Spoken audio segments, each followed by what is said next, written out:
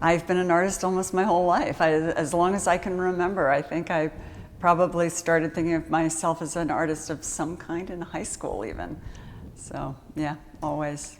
I went to Wellesley College and I have an undergraduate degree in art history. And then after that I went to the museum school and I have the diploma program and the 5th year program from museum school in Boston. And unfortunately I did not get a degree after 5 years of study, but it's a good professional degree. I started working in clay when I was 16 and never stopped. I went to Kansas City Art Institute and Alfred University for graduate school. And so BFA, MFA. And it was all in ceramics. It was all in ceramics, yeah.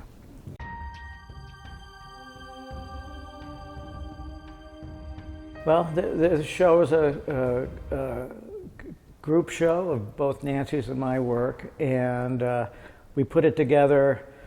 We started working on it about a year ago, and the show originally went down to Pensacola, Florida, at the State College down there. Pensacola State College. And the show was about 3 to 4 times the size. And what we did is, for this exhibition, we culled it down to just very choice pieces and brought it here. And the title of the show is The Fluidity of Perception. And both of Nancy's work and my work ask questions about how one sees things, how one brings analogy to the things they see so they understand it. And everybody's own analogies are their own. Their own memories are their own. And so both Nancy's and I work touch that, you know, for the viewer to bring their own experience to their interpretation of the work. And I would say that it's been an especially special show for us for a couple of reasons. One is we've never done a show that's just the two of us before, except for a very small one in Chicago a number of years ago. And I would say we're both kind of at the top of our game. We're getting older. There probably won't be a ton more of these. And we both made new work. Even though we had taken most of the show to Pensacola, we made new work for this show in Westport. And I'd like to give a shout out to Didi's Shattuck Gallery, which is going to be closing after our show. But Didi very generously offered us the opportunity to put our work in this very beautiful space, and I think the quality of the show had a lot to do with the beauty of the space. The idea of taking the show and moving it, that's what we did to get it here.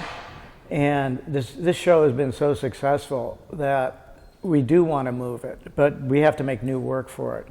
But the idea of Nancy's work and my work as a pairing works really well. Our work feeds each other, and our work responds to each other. There's a conversation between Nancy's work and my work.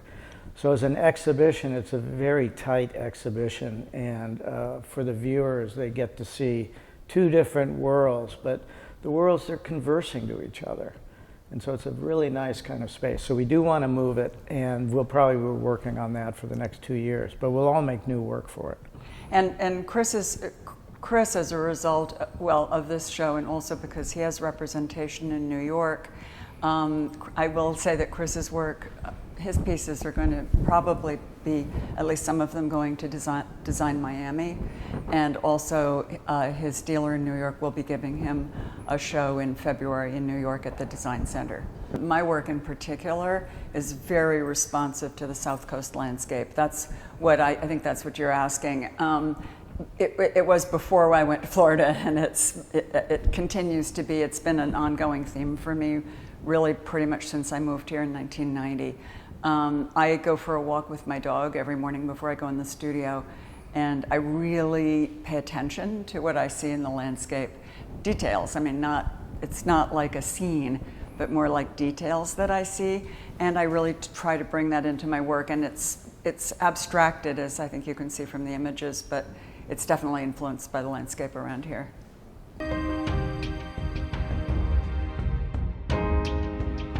We do see Westport as an arts town, though I think the loss of the gallery, you know, Didi's closing the gallery, and it's becoming a new space. So Westport is losing something very powerful, and I do hope somehow it's you know this space was a focal point for gathering, and I think it still will be.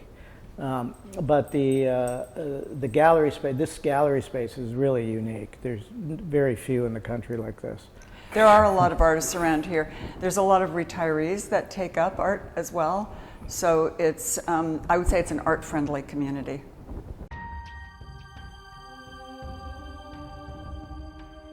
I would Just say do that- it. Just do it. You know, art making is it requires time, it requires commitment, but you know, I know so many people who have careers who started out with nothing and were, you know, could only work 1 or 2 days a week because of jobs. And the important thing, they got someplace is just because they kept their hands in it.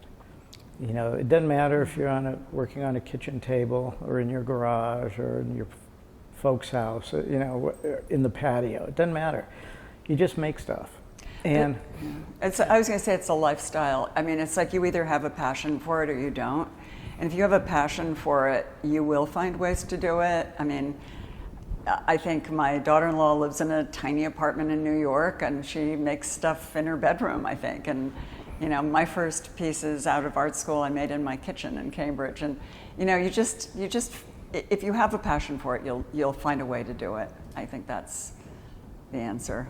And go for it. And if you don't want to, if you don't have the passion, don't beat yourself up about it. Just go have a passion for something else. Yeah, you know, and when I started out, I worked in the garage space of my parents. You know, just put a table out there and I bought some clay and I started making stuff. You know, it's very simple, but it is a commitment. I mean, you have to spend the 2 hours doing it instead of going to the beach, you know, or going out with friends. And like Nancy said, if you're passionate, if it means something to you, then you do it. And there's no judgment in it. It's just, and it doesn't matter if the work is, you know, good or not, you know, and who judges that. What's important is just actually taking an idea and making it real, giving physicality to it, whether it's a painting or a sculpture, or it doesn't matter what it is.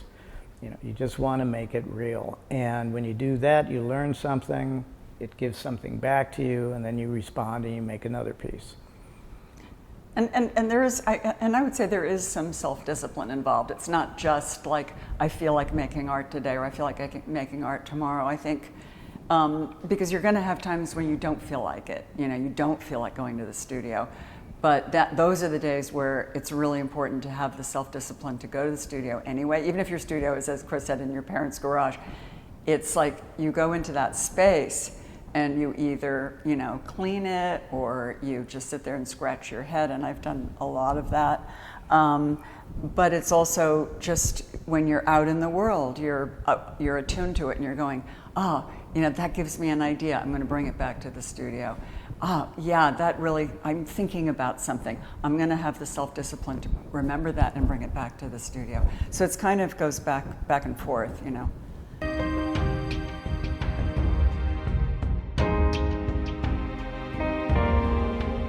I developed macular degeneration 2 years ago, and so my eyesight is somewhat compromised. And so, for example, I'm looking at you and I can't really see your face. And so some of the earlier work here, like for example, this piece was for when I could see, you know, with perfect vision. And then I went through sort of a tough time of like, will I be able to make art? You know, what will my life be like? I had to stop driving. There were a lot of things that changed for me. Reading and writing, which are things I thought I would do in my old age, became sort of very, very difficult for me.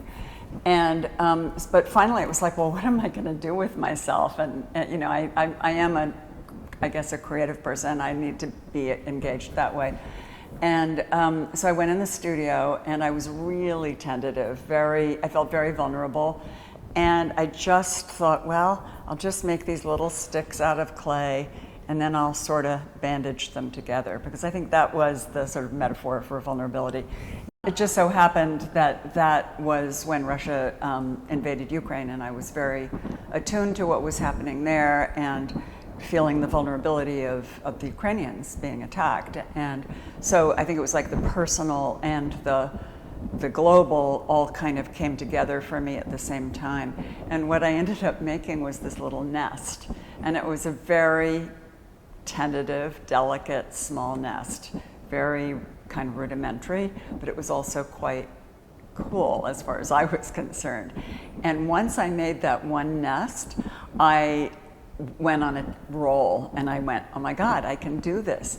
And I then made about 6 more nests, and then it moved into the wall pieces, and it just kind of developed from there. But I think back to that first nest and how much I was sort of questioning even my ability to make work. So that was the most significant piece for me there, and it was the only one I didn't put a price tag on. I had to bring it home to myself. The one that stands out is what we've kind of lovingly called Big Blue, and that one stands out because it's such a different color choice for how I've been working, and really bold color, really bright color, where most of my work is fired in the wood kiln. And the wood kiln is, earth tones and very soft colors and that type of thing. So it was a big shift in color, and by shifting color, it shifts context. And I'm interested in that. I'm interested in where this is going. I have no idea where it's going, and that's what I love. It's like I can't figure it out. I have to make pieces to figure it out. I have to glaze them. They could look great, they could look terrible in my eye, and then I have to try to figure that out. And that's what I like to do. I like to have one piece in a body of work that asks a different question, and then that opens the door for the next body of work. So I'm not just repeating myself and kind of being a caricature of myself. So the blue piece was that piece in this grouping. And so in the fall, I'm going to do a whole group of pieces based on kind of brighter colors, and we'll see where that goes.